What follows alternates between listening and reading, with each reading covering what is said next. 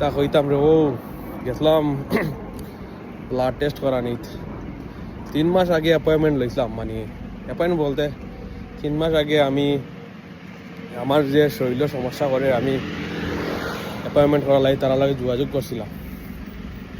ঠিক 1 মাস বাদে 2 মাস বাদে আমার এলো দিছে, তারা মেসেজ করছে যে তুমি অ্যাপয়েন্টমেন্ট নাও।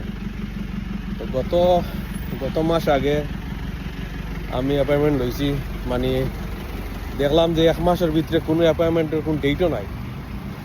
ঠিক 1 মাস বাদে আর কি আজকে ধরিল গত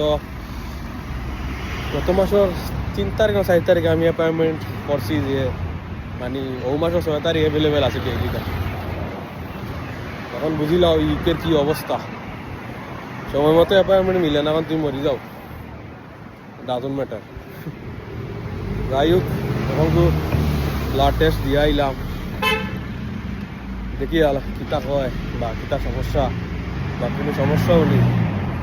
কারণ হইলে যে আমি গত 1 বছর হয়ে গেছে আমি কোনো মেডিকেলের কোনো টেস্ট করাইছি না বা কোনো অ্যাপয়েন্টমেন্ট নিছি না।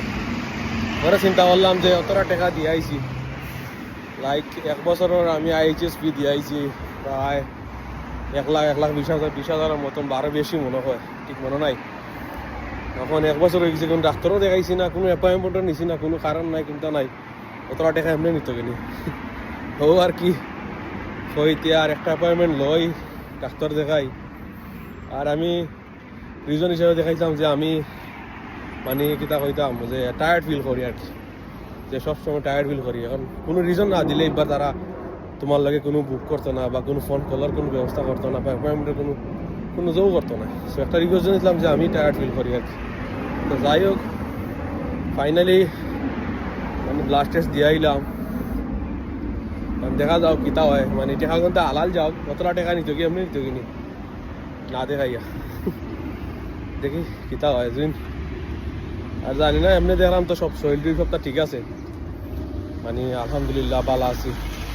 ব্লাড টেস্ট করাইছি ও ছিল কিন্তু রুটটুক কোনটা বাড়াই যায়, আল্লাহ মালুম, দেখা যাও কিতা হয় বুঝছেন।